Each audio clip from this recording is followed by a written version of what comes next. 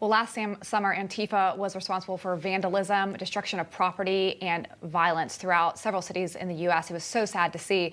And then just yesterday, Antifa vandalized the home of South Carolina Congresswoman Nancy Mace.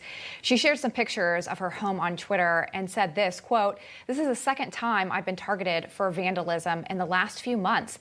There is significant difference between nonviolent protest and criminal acts of intimidation and vandalism." Well, our next guest has had firsthand experience going undercover and infiltrating Antifa and shares his insights in a brand new book that's out today. It's called The Antifa: Stories from Behind the Black Bloc. Jack Posobiec, welcome back to the show. Congratulations on your book.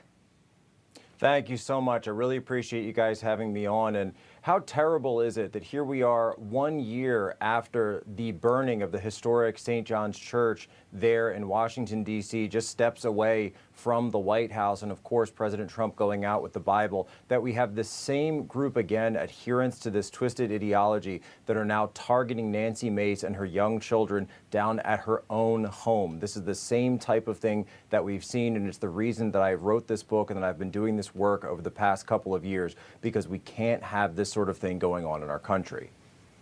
Yeah, Jack, congrats on the book. Everyone on the left talks about how Antifa is amorphous. It's a myth. It's an ideology. It's not something that can be held accountable. So you've been in the room. You've infiltrated them. How do we hold them accountable? How do we find out what their strategy is and their tactics to put them to bed? Well, it's really quite interesting, you know, and I look at this as someone who served in the intelligence community. We've had radical ideologies both internationally and domestically in the past, and of course that's the way this always works. It starts with an idea, it turns into a movement, that movement then forms cells at the local level, sometimes regional level, or we've seen in open source movements across regional areas or transnational in some cases, like we actually do see with Antifa. The way we have to go after them is that the same way that we would go after any one of these transnational threat organizations. And Sean, you know this from your military experience, your time in the White House. I certainly know it from mine. You disrupt them, you go after their finances, you go after their planning cycle, you go after their leaders. There is a set series of methods that our law enforcement, our national security agencies know how to do, and they're actually quite good at it when they want to. And so you see the FBI going after certain organizations with the full force of the U.S. government, but we actually outlined in Chapter 1 of the book conversations that have never before been published between President Trump and FBI Director Wray, where President Trump is imploring him, and O'Brien is right there, the National Security Advisor, imploring him to go after Antifa, and Wray sort of shrugging his shoulders across the Resolute desk and saying, you know, that's really more of an ideology, and that's not something that we investigate, Mr. President.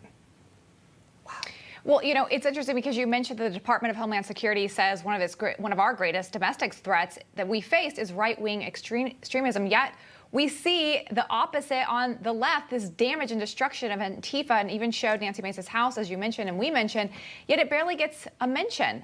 So why is that? Well, one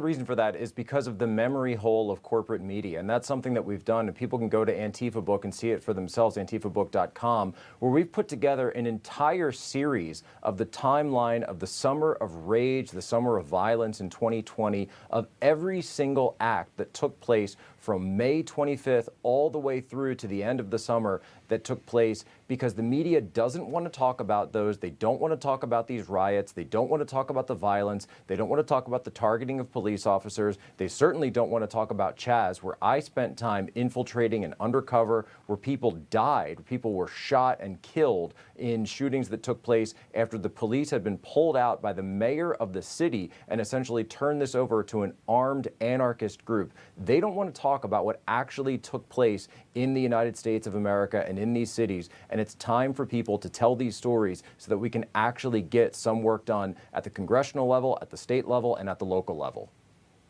Jack, who funds these guys and how do they communicate?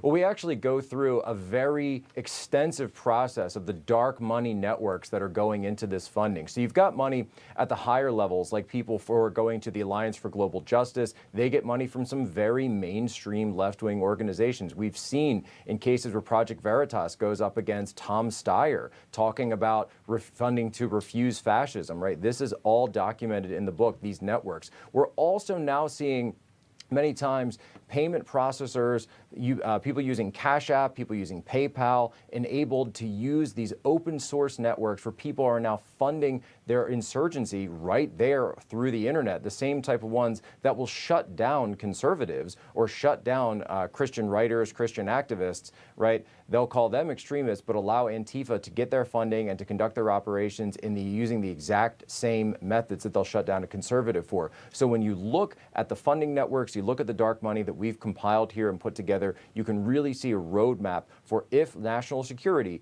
is going to go after them, they'll know exactly where to go and who to go after. You know, in your book, you also share new documentation on Antifa members who traveled overseas to receive battlefield training with U.S. designated terrorist groups in the Middle East. So how are they getting access to this one, and how are they not getting noticed? Well, it's really amazing that when you look at that specific situation where you've got left-wing anarchists traveling to the Middle East, they're going to Syria to participate in the Syrian civil war in an area called Rojava in northeast Syria, where they were nominally fighting against ISIS, but at the same time, the people that they are working with there on the ground are aligned with the PKK. The PKK is a U.S. designated terrorist organization. So it's kind of a situation where national security said, well, if they're sort of fighting against someone that we don't like, we're going to look the other way. But what were they doing over there in the Middle East? This is something that's gone on just like in the past when the Red Army faction would go to the Middle East and train with the PLO, which I outlined in the book. They're going there, they're receiving battlefield training, battlefield tactics, and tips and persuasion tactics. They're then bringing that back here to the United States. And we've even got one documented instance, Daniel Allen Baker, of a gentleman who traveled to the Middle East, received this training, came home, and that eventually participated in the Chaz and became part of the armed security that was up there at that anarchist movement. Wow. Jack, congrats on the book. Once again, the name of it, The Antifa, Stories from Inside the Black Box. It's out today. Thank you so much, Sean Lindsay. Appreciate it. Hey, I'm Rob Finnerty. Thanks for watching. If you enjoyed this video, please join the conversation in the comments below. Don't forget to subscribe, too. Hit the bell icon to be alerted to breaking news. And remember, there's a whole lot more on Newsmax TV, America's fastest growing cable news network. Newsmax TV, we're real news for real people.